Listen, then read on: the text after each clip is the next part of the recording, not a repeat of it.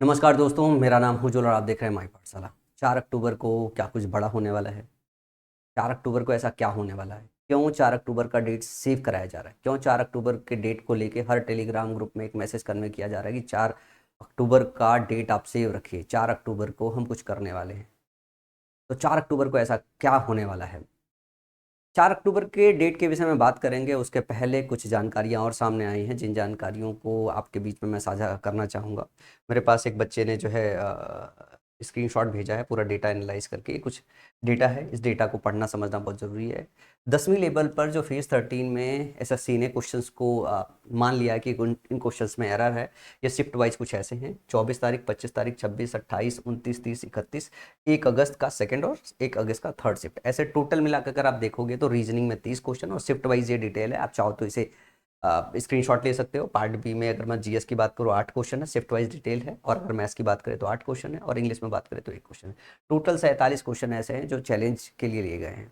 यहाँ एक बड़ी इंपॉर्टेंट सी चीज़ है, आपको पता है कि एसएससी ने रिस्पॉन्स की जो है डाउनलोड करने से जो है मना कर दिया है, उसे प्रिंट भी नहीं करा सकते हो।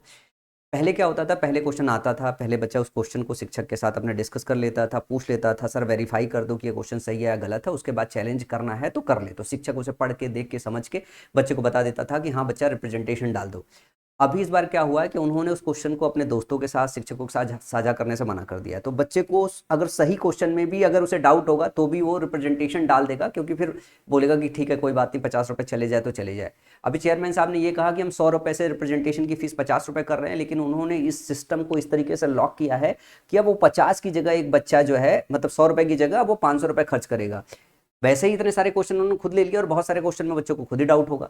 तो ऐसे में सारे क्वेश्चन के लिए जो जो उसे लगेगा, हो सकता है वो क्वेश्चन सही हो, उसने गलत कर रखा, उसके लिए भी रिप्रेजेंटेशन डालेगा, क्योंकि वो कंफर्म ही नहीं हो सकता, क्योंकि वो तो एक बच्चा है, वो किसी के साथ डिस्कस ही नहीं कर सकता। एसएससी ने तो उस पर पेनाल्टी लगा रखी है। घर वालों के साथ, द्वार वालों के साथ, दरवाजों वालों के साथ, किसी के साथ, अपने दोस्तों के साथ भी शेयर नहीं कर सकता, वरना 3-4 लाख की पेनाल्टी है, 2-3 साल की सजा है। अब बच्चा जाए तो जाए कहाँ यार? ये पूरा का पूरा जो इकोसिस्टम उन्होंने बनाया है टोटल अनकॉन्स्टिट्यूशनल है। इस तरीके का जो अनकॉन्स्टिट्यूशनल काम किया जा रहा है, एक तो पेपर आपने वेंडर सही से नहीं चुरा, ठीक है ना, टेक्निकल ग्राउंड्स कॉम्प्रोमाइज़ किए, उसके बाद पेपर में बहुत सारा मिसमैनेजमेंट रहा, क्वेश्चन में एरर दिया, उसके बाद अब आप गला चौक कर रहे हो बच्चों का। तो जब गला चौक करोगे तो बच्चों की आवाज़ तो उठेगी।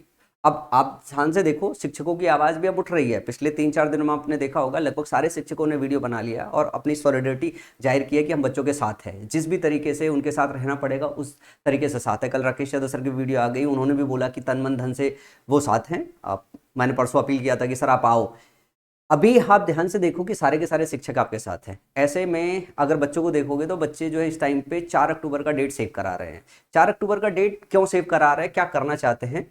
मैं आप सबको बता दूं कि इससे पहले भी 18 तारीख का एक डेट जो है सेव कराया जा रहा था।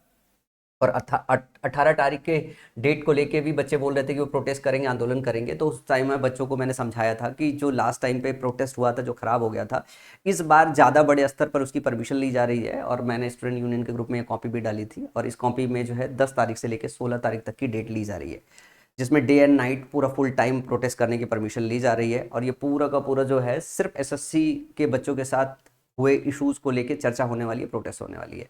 लेकिन इसका कोई अपडेट बच्चों को अभी तक नहीं मिल पाया है कि इसका आगे की प्लानिंग क्या है, क्योंकि एग्ज़ाम खत्म होने के बाद प्रेस रिलीज होना था। इस जिस ग्रुप ने इसको परमिशन लिया है वो प्रेस रिलीज करने वाले थे।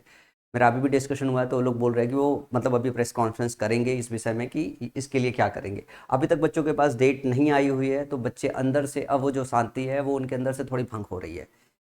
बहुत सारे बच्चों ने मेरे से रिक्वेस्ट किया है कि सर मैं उनका मैसेज बाकी बच्चों तक पहुंचा दूं। और मैं इस वीडियो को इसलिए कर रहा हूं क्योंकि मैं बस ये चाहता हूं कि बच्चों के साथ कुछ गलत ना हो, बच्चों की आवाज़ दबे भी ना, उनकी दवाज आवाज़ जो है एक सुर में होना चाहिए।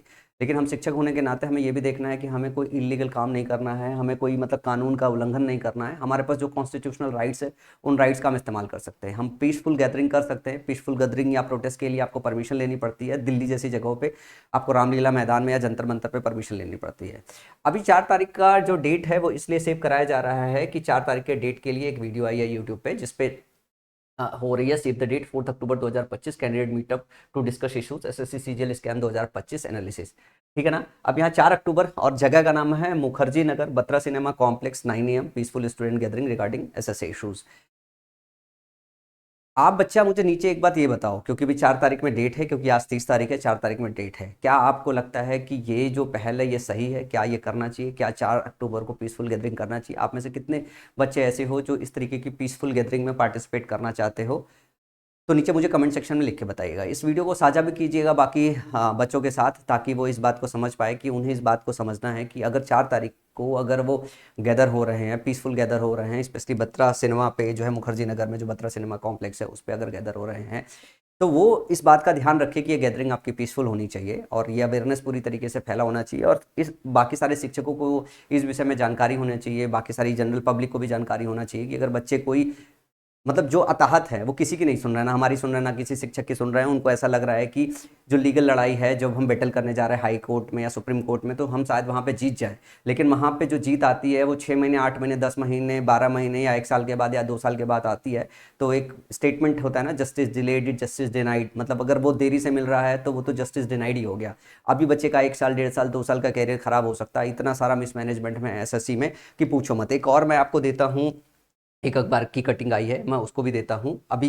जो कलकत्ता वाला जो न्यूज़ आया उसी से रिलेटेड इसमें सामने आया है कि रहमान कोलकाता के रहने वाले हैं जो पकड़े गए हैं। ये क्या है, एजेंसी में जो है सर्वर मैनेजर है, एजेंसी में सर्वर मैनेजर है। तो जब अंदर के ही बंदे जो है सर्वर मैनेजर ये काम कर रहा है, सेटअप कर रहा है पहले एग्जामिनेशन होने से पहले, तो आप धांधली का अंदाजा नहीं लगा सकते हो किस स्तर की धांधली हुई होगी। इसमें और भी खुलासा हुआ है कि ये लोग कर क्या रहे हैं, ये लोग ये कर रहे हैं कि जहाँ जिस सेंटर पे जो है चीटिंग होने के चांसेस नहीं है, वहाँ पे जो इनके ग्रुप अब बच्चे हैं ना, उनके सेंटर चेंज करा रहे हैं। तो ये जो बार बार सेंटर चेंज हो रहा है कि यहाँ से यहाँ हो जाए, यहाँ से यहाँ हो जाए, कहीं ना कहीं मतलब इसमें एक खुलासा निकल के आया है। ये इंक्वायरी का है, मैं अपनी तरफ से नहीं बोल रहा हूँ, ये पूरा इंक्वायरी है जो इनसे पूछताछ की गई है, तो जो इन्होंने खुलासे किए हैं वो खुलासे का इसमें जिक्र है। तो ऐसे में बच्चों का रोष और बढ़ रहा है, क्योंकि ये जो अखबार की कटिंग है, जो पिछली अखबार की कटिंग है, वो सारा टेलीग्राम चैनलों पे सर्कुलेट हो रहा है, बहुत तेजी से सर्कुलेट हो रहा है। और अब बच्चे चुप रहने के नाम पे नहीं है। अगर अभी आप देखो कि कोई भी जो है अगर वीडियो इस तरीके का आता है कि नहीं हम आंदोलन की बात करने वाले हैं, हम प्रोटेस्ट की बात करने वाले हैं, तो उन वीडियो को देखने के लिए 1-1 लाख लोग आ रहे हैं। उनके कमेंट सेक्शन में देख लो कि सारे के सारे बच्चे यूँ चाह रहे हैं कि बस अब कुछ और नहीं, मतलब लीगल फाइट तो है, जो लड़ेंगे सो लड़ेंगे, अब हमें जो है पीसफुल तरीके से एसएससी से अपनी बात का डिमांड करना है, हमें आंदोलन करना है। आप इस विषय में क्या सोचते हो, आप मुझे बताइएगा। मैं बच्चों से अभी इस बात का बस रिक्वेस्ट करना चाहता हूँ कि बच्चे अभी ये बोल रहे हैं कि सर आप लोग कब किनारे हो जाइए, हमारी हमारी लड़ाई हम खुद लड़ेंगे, हमें कोई मास्टर नहीं चाहिए, हमें कोई नहीं चाहिए, हम कुछ नहीं कर रहे हैं, हम सर पीसफुल गैदरिंग कर रहे हैं, हम अपने इशूज़ को डिस्कस करेंगे, हम शांति से अपनी डिमांड करेंगे, हमें कोई मास्टर वास्टर नहीं चाहिए। आप मास्टर लोग किनारे हो गए, आप लोगों की मदद हो गई सो बहुत हो गई, आप लोगों ने जितना हमारे लिए कर लिया सो कर लिया। अभी हमारी लड़ाई है, हम पीसफुल तरीके से बगैर कोई जो है लॉ तोड़े हुए आराम से अपने कॉन्स्टिट्यूशनल राइट्स का इस्तेमाल करके हम डिमांड करेंगे एसएससी से कि हमारे साथ जस्टिस किया जाए। ये सारी जो चीज़ें हैं ये एक्सेप्टेबल नहीं है, ये एग्जाम एक्सेप्टेबल नहीं है, इस तरीके की डिमांड करना चाहते हैं। तो आप क्या सोचते हैं नीचे कमेंट सेक्शन में लिख के बताइएगा जो है। और मैं आपके साथ खड़ा हूँ, मुझे लगता है कि सारे शिक्षक जगत आपके साथ खड़े हैं। किसी भी बच्चे के साथ अगर अन्याय होगा तो शिक्षक कोई भी ऐसा नहीं होगा जो चुप बैठेगा। तो मैं वेट करूंगा, मैं चाहूँगा कि आप इस वीडियो को साझा कीजिए ताकि सारे बच्चों के पास तक अवेयरनेस पहुंच पाए जो है, और सही स्टेप ले पाए बच्चे जो है।